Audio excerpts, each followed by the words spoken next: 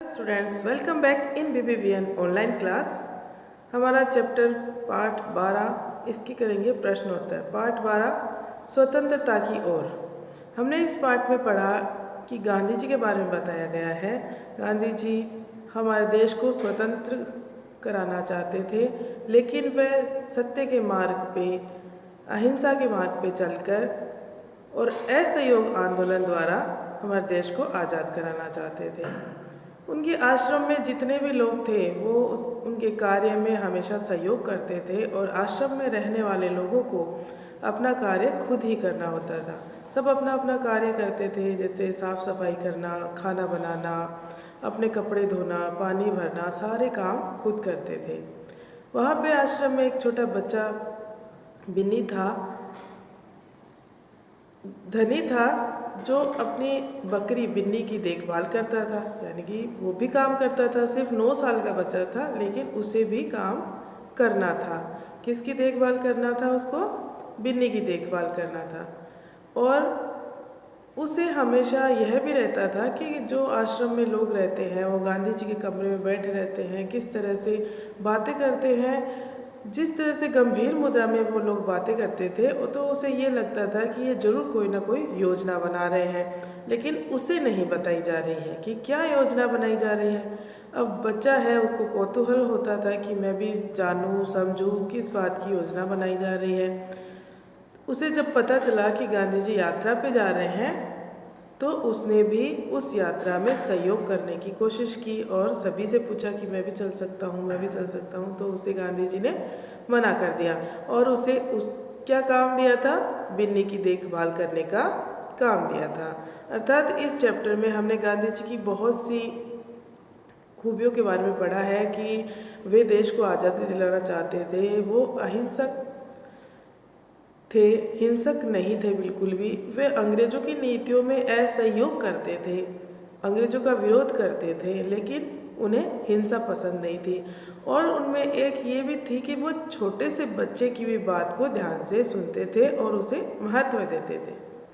Okay students, तो आपके chapter में आपके जो प्रश्न उत्तर है वहाँ कुछ रिक्त स्थान दिए हुए हैं, फिल इन द ब्लैंक्स। उनमें गांधी जी की कुछ बातें आपको लिखनी है जो आपने जानी है इस पाठ के माध्यम से, तो वो आप इस तरह से लिख सकते हैं। ओके, आज हम करेंगे इसके प्रश्न उत्तर। प्रश्न नंबर 1 है, ये प्रश्न आपके कहानी से है। तो प्रश्न नंबर 1 है, धनी ने गांधी जी से सुबह के समय बात करना क्यों ठीक समझा होगा? तो धनी को पता है कि गांधी जी सुबह सुबह ही फ्री रहते हैं, फिर दिन में तो वो अपने बहुत से बड़े बड़े कामों में लग जाते हैं, तो दिन में उन्हें पकड़ पाना बहुत ही मुश्किल है, इसलिए उसने सुबह उनसे बात करना ठीक समझा होगा। तो इसका उत्तर लिखिए आप लोग। गांधी जी आश्रम में रोज सुबह पैदल घूमते थे। इस समय उनसे मिलना आसान था, दिन में उन्हें अकेले पकड़ पाना बहुत मुश्किल था।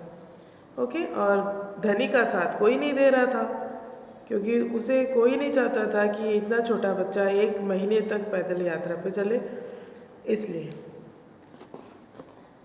दूसरा प्रश्न है, धनी बिन्नी की देखभाल कैसे करता था? धनी हमेशा बिन्नी के साथ रहता था, उसकी देखभाल कैसे करता था? बिन्नी को देखिए, धनी जो है वो बिन्नी को हमेशा क्या खिलाता था? हरी हरी घास खिलाता था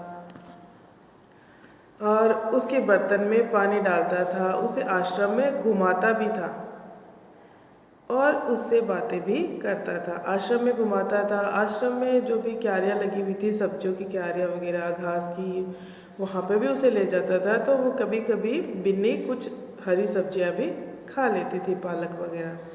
इसी तरह से ध्यान रखता था ना।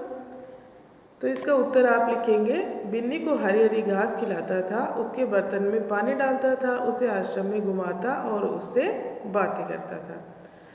नेक्स्ट आपका प्रश्न है, तीसरा प्रश्न, धनी को यह कैसे महसूस हुआ होगा कि आश्रम में कोई योजना बनाई जा रही है? धनी को हमने इस चैप्टर में पढ़ा कि धनी को यह महसूस हो रहा था कि गांधी जी के कमरे में बैठकर बहुत से लोग कुछ योजना बना रहे हैं।